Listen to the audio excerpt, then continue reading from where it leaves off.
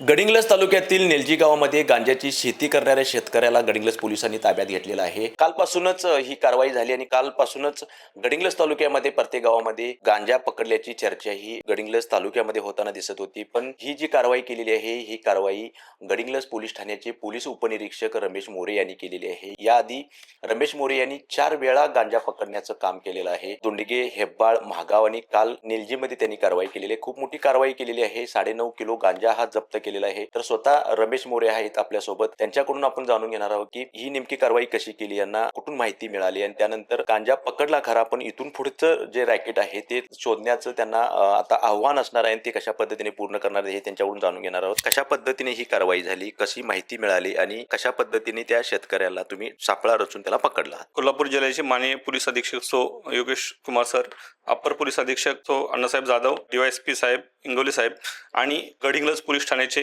Police निरीक्षक Ajay singer साहेब यांनी कोल्हापूर जिल्ह्यात तसेच गडिंग्लज तालुक्यात अवैध धंद्यावर कारवाई करावी तसेच अंमली पदार्थांचं विरोधी कारवाई करण्याच्या आम्हाला सूचना दिल्या होत्या। त्याप्रमाणे मी गडिंग्लज पोलीस ठाणे हद्दीतील सर्व माझ्या जे गोपनीय बातमीदार आहेत त्यांना मी ऍक्टिव्हेट केलं होतं की बाबा अशा सूचना आहेत, आपल्याला कारवाई करायची अशी कोणती माहिती भेटली तर सांगा।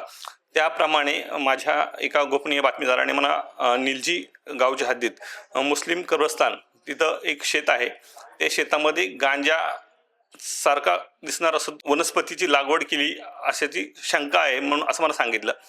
त्याप्रमाणे मी स्वतः जाऊन तिथं कन्फर्म करून स्वतः जाऊन पाहणी केली। मला कन्फर्म झाल्यानंतर मी याबाबतची माहिती माननीय पोलीस निरीक्षक अजय सिंगर साहेब यांना दिली। त्यानंतर आम्ही काल दिनांक 7/3/2026 रोजी तिथे जाऊन पोलीस ठाण्याचे PI स्वतः सिंगर साहेब, मी PSI नाईक साहेब, WPSI पवार, दादू खोत, अरुण पाटील, राजकुमार पाटील, गणेश कावळे असं पोलीस अंमलदार व होमगार्ड असे स्वतः रवाना होऊन सदर ठिकाणी जाऊन पाहणी केली असता सदर ठिकाणी मल्लिकार्जुन कल्लाप्पा वाळकी यांच्या शेतामध्ये एक गांजाची लागवड केल्याचे आम्हाला दिसले। सदरचा गांजा 2 पंचासमक्ष आम्ही जप्त केला असून त्याची क्वांटिटी 9.5 किलो, तर बाजार भावाने 3,80,000 रुपयाची किमतीचा गांजा आम्ही जप्त केलेला आहे।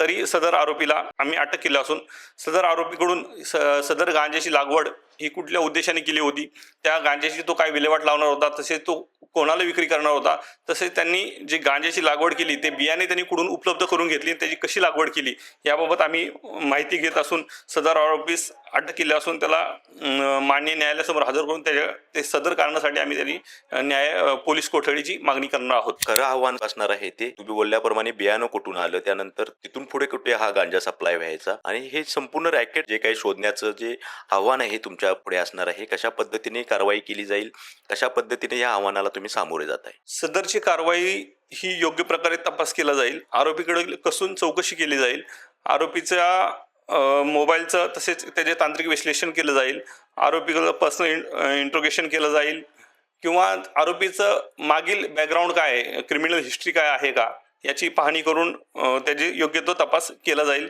तसेच असे गुन्हे करणाऱ्यांना कडक ते कडक शिक्षा दिली जाईल। इथून मागे 3 कारवाया केलेल्या आहेत, त्यांना योग्य ते शासन मान्य न्यायालयामार्फत त्यांना शिक्षा मिळालेली आहे। तरी मी आपल्या लाईव्ह मराठी मार्फत सांगू इच्छितो की तुम्ही कोणतेही अवैध धंदे कराल किंवा असे कायदेशीर तुम्हाला कारवाईला सामोरे जावे लागणार आहे। जो शेतकरी सापडलेला आहे तो एकटा शेती करायचा का किंवा त्याच्या सोबत कोण असायचे का, सह आरोपी कोण केलेत का की एकट्यावरच कारवाई झाली? सध्या तर त्यांची शेतीच्या एकट्याच्या नावावर होती आणि ती लागवड स्वतः तो शेतकरी स्वतः करत होता, त्यामुळे सध्या तर एकट्यावरच कारवाई केलेली आहे। घरच्यांना याबाबत काय कल्पना होती का की बाबा ही गांजाची शेती आहे आणि हे आपण चुकीचं करतोय वगैरे? अजूनपर्यंत कोणती माहिती भेटली नाही। तो त्यांनी स्वतःनी सांगितलं की याबाबत आणि मुळात म्हणजे गांजाची लागवड ही ऊस आणि तो पीक त्याच्यामध्ये असं म्हणता येईल आपल्याला की मध्ये मध्ये केलं असेल, लगातार शेती नव्हती, त्यामुळे तो मी एकट्याने केल्याचे त्यांनी सांगितलेलं आहे। हेब्बाळला बहुतेक 1.5 ते 2 वर्षापूर्वीची घटना आहे, आतापर्यंत कुठली माहिती भेटली नाही। परंतु कालची जी कारवाई झाली त्या कारवाईमधून इतर कोणी शेतकरी करणार असतील त्यांना एक वचक बसेल की बाबा आपण जर अशा प्रकारे काम केलं तर आपल्याला योग्य प्रकारे शासन होऊ शकतं, शिक्षा होऊ शकते। याच्या आधी 3 कारवाई केलेल्या आहेत की गांजा वाहतूक करताना कारवाई केलेली आहे, हे चक्क ही गांजाची लागवड करताना कारवाई केलेली आहे। दोन्हींच्या मध्ये कोणकोणते गुन्हे दाखल होऊ शकतात? गांजा वाहतूक करणे आणि गांजाची लागवड करणे काय फरक आहे का? नाही, फरक नाही. दोन्ही अंतर्गत NDPS अंतर्गतच कारवाई होऊ शकते.